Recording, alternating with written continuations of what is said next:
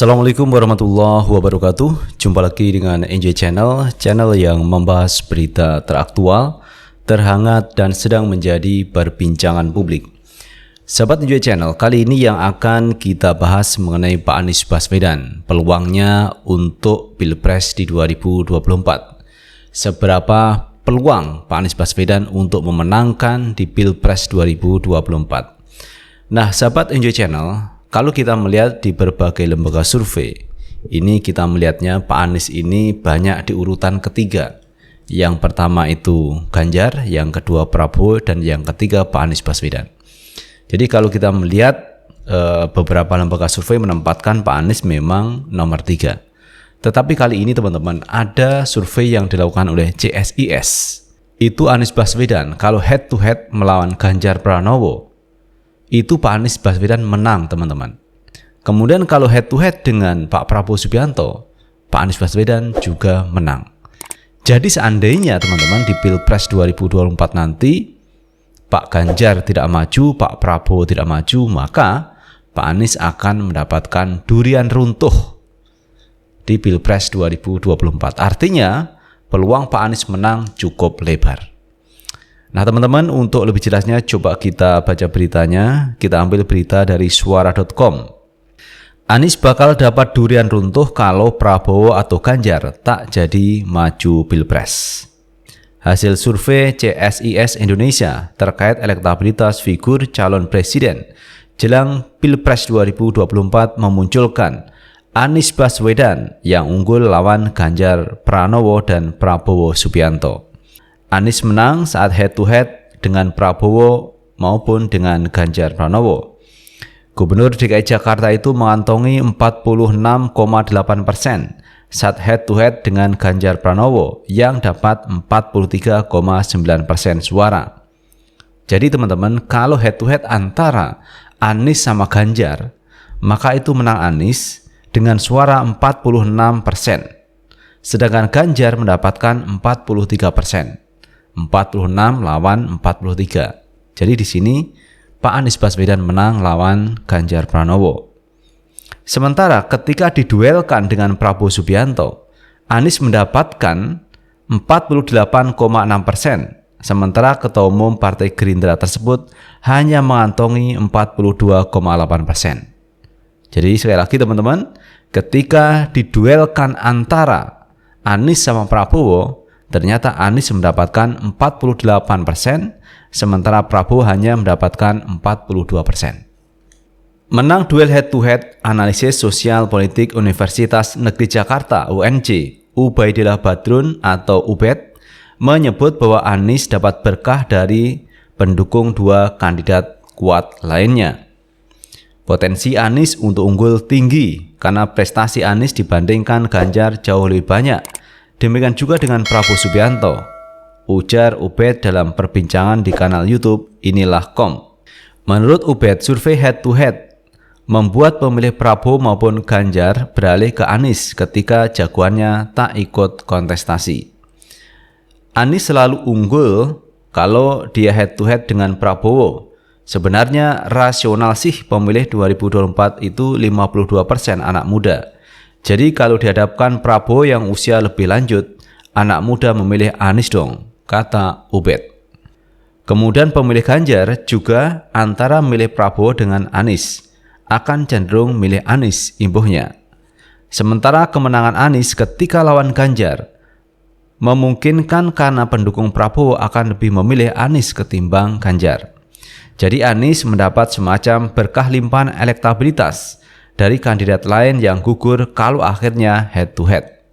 Ketua Departemen Politik dan Perubahan Sosial CSIS, Arya Fernandes menjelaskan kenapa pihaknya melakukan head to head terhadap 3 nama tersebut. Karena sejauh ini dari 3 nama teratas tidak ada yang menyentuh angka 50% elektabilitasnya. Pertama, head to head antara Anies Baswedan melawan Ganjar Pranowo. Hasilnya Anies unggul tipis dari Ganjar. Kita lakukan head to head ketika dilakukan head to head antara Pak Anies dengan Pak Ganjar. Nah, jadi kami menemukan angka yang ini. Pak Anies 47,8%, Pak Ganjar 43,9%, kata Arya dalam paparannya Senin 26 September 2022. Menurutnya dalam head-to-head ini ada 0,8 responden belum tentukan pilihan dan 7,6% responden tidak tahu, tidak jawab atau menjawab rahasia. Lalu ada head-to-head Ganjar dengan Prabowo, hasilnya Ganjar ternyata mengungguli Prabowo Subianto. Bagaimana head-to-headnya Pak Ganjar dengan Pak Prabowo? Itu situasinya Pak Ganjar 47,2%, Pak Prabowo 45%. Jadi masih dalam rentang margin of error, jadi bedanya sekitar 2,2%, sementara margin of error kita 2,8%. 0,3 belum tentukan pilihan, 7,5 tidak tahu, tidak menjawab atau menjawab rahasia, ungkapnya. Terakhir head-to-head Anies melawan Prabowo, hasilnya Anies kembali unggul dengan angka 48,6%. Ya, Pak Anies mendapatkan angka yang lebih besar, 4,8%, Pak Prabowo 4,2%. Jadi kami menguji dari 3 nama itu dari 3 kemungkinan, tuturnya. Jadi tiga-tiganya dapat kesempatan yang sama, Pak Prabowo 2 kali pengujian, Pak Anies 2 kali pengujian, kemudian Pak Ganjar 2 kali pengujian, sambungnya. Untuk diketahui, survei dilakukan pada periode 8-13 Agustus 2022, di mana populasi survei penduduk Indonesia berusia 17-39 tahun. Kerangka sampel berasal dari populasi penduduk Indonesia berdasarkan sensus penduduk Badan Pusat Statistik BPS tahun 2020. Penarikan sampel dilakukan secara acak atau multi-stage random sampling. Jumlah sampel 1.200 responden tersebar proporsional di 34 provinsi. Setelah menggunakan kendali mutu, data yang valid dianalisis sebesar 1.192 sampel. Margin of error plus minus 2,84%, tingkat kepercayaan publik 95%.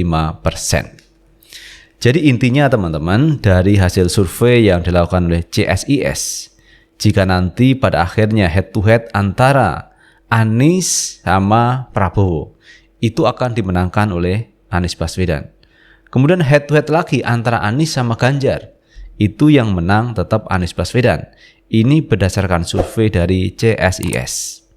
Apalagi teman-teman, di Pilpres 2024 nanti misalkan Pak Ganjar tidak maju karena mungkin tidak diajukan oleh pihak Megawati, sementara Pak Prabowo akhirnya dia tidak maju menjadi calon presiden, maka Pak Anies lah yang akan mendapatkan durian runtuh, keberkahan yang luar biasa teman-teman.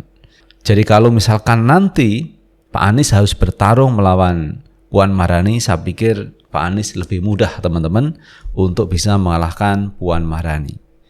Karena sekali lagi teman-teman, orang memilih calon presiden itu dinilai dari prestasi, dari kemampuan manajemennya, kemudian kemampuan kepemimpinannya. Apalagi Pak Anies punya pengalaman menjadi gubernur DKI Jakarta. Sementara Puan Maharani belum pernah menjadi kepala daerah, belum pernah menjadi gubernur. Pak Prabowo juga begitu, belum pernah menjadi gubernur. Jadi ini adalah salah satu modal yang kuat bagi Pak Anies Baswedan untuk maju di 2024. Apalagi sekali lagi, pemilih di 2024 nanti banyak anak muda. Anak muda tentu memilih yang muda. Salah satunya adalah memilih Pak Anies Baswedan. Kenapa Pak Anies Baswedan dipilih oleh anak muda? Pertama, Pak Anies smart. Pak Anies ini mampu mengelola DKI Jakarta. Pak Anies mampu membuat program-program kegiatan yang bersifat nasional dan internasional. Ini kan sesuatu yang luar biasa teman-teman. Membuat kegiatan kemarin Formula E. Ini kan kegiatan internasional. Kemudian Pak Anies kemarin menggelar kegiatan sepak bola di JIS dari klub Eropa. Ini juga kegiatan yang bersifat internasional. Itu artinya Pak Anies memang diakui dalam negeri maupun di luar negeri. Apalagi kemarin waktu di Singapura, Pak Anies mendapatkan penghargaan. Karena Pak Anies ini mampu, yaitu memberikan kontribusi besar kepada negara. Yang kedua, Pak Anies mampu menjalin hubungan baik dengan luar negeri, termasuk dengan Singapura. Karena itu Pak Anies mendapatkan penghargaan dari Singapura. Artinya teman-teman, prestasi Pak Anies ini diakui. Tidak hanya dalam negeri tetapi juga di luar negeri. Karena itu tidak salah di Pilpres 2024 nanti banyak orang yang akan memilih Pak Anies Baswedan. Apalagi sesuai dengan hasil survei CSIS ini menempatkan Pak Anies nomor 1, bahkan mengalahkan Prabowo Subianto maupun Ganjar Pranowo. Ini sesuatu yang luar biasa teman-teman. Modal kuat Pak Anies Baswedan untuk terus melaju di Pilpres 2024. Apalagi rencananya Pak Anies akan dideklarasikan pada 10 November 2022 yang akan datang. Ini sesuatu yang luar biasa untuk Pak Anies untuk terus berupaya menguatkan hati, menguatkan tekad untuk maju di 2024 yang akan datang. Nah itu sahabat Enjoy Channel yang bisa kita bahas hari ini, dan terima kasih telah menonton video ini. Jangan lupa untuk tetap like, subscribe, share, dan komen di channel ini agar kita bisa membangun channel ini menjadi lebih baik lagi. Sukses selalu. Assalamualaikum warahmatullahi wabarakatuh.